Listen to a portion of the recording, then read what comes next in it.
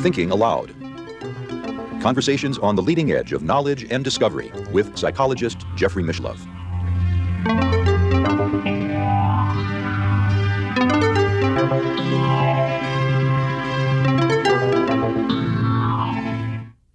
Hello and welcome.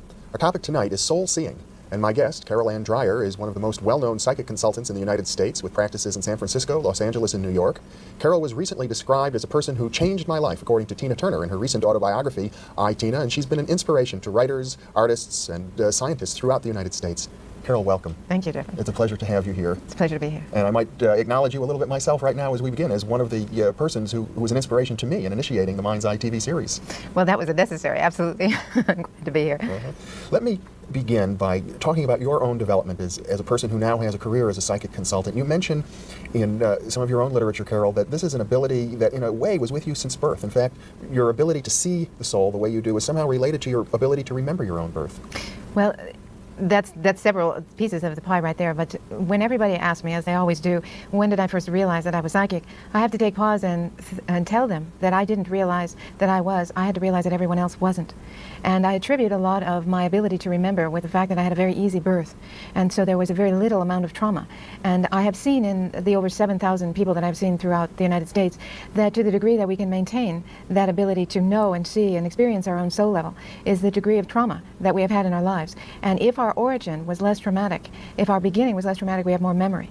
But there is not a person alive that was not born psychic. And to the level of trauma at the birth is the level that they shut it off or say, I don't need this. I have enough trouble now dealing with what's been dealt with me in this delivery or in these first years of life. Now, in your case, you had an easy birth but a difficult childhood and began to shut down for a while. Yes, my birth and up to probably about 4 or 5 years old, I always slept with my arms wide open with a smile on my face because I totally understood that what I was here for was that song of joy, which my name means, Carol. And then I began to realize that even adults were moving at a slower pace than I was in their ability to conceive of things. And then that led me to, as I started to school, to stop seeing and stop perceiving and stop being so open and happy. I began to be unhappy, and that lasted until I was in my 20s.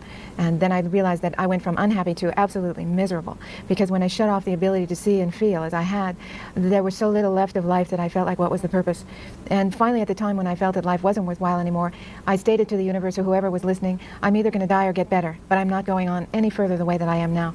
And that was really the dawn of this career, and that was some 14, 15 years ago now, where I just made a demand on life and myself and the universe, and from that moment on it got better and better and better. Now, I suppose in a sense your experience is not that uncommon, and that many, many people have their creativity drained from them in the process of being educated. Being educated, just surviving, for the most part, being alive.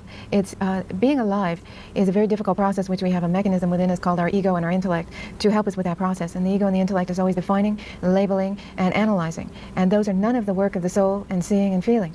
So in order to survive in the world, the ego and the intellect make a pact, and they decide and decipher and analyze, and out of the data that is given us by our environment, we create a model or a mode of life or being that may be nothing of what life or our being is really about. So the struggle is to bypass the ego and get back to the soul and the spirit, beyond just surviving. And finally, we're at a place, I feel, in humankind, that we are beyond surviving now, that we have our needs met, and we are exploring and expanding into a level of becoming aware again of our soul and our spirit. So basically what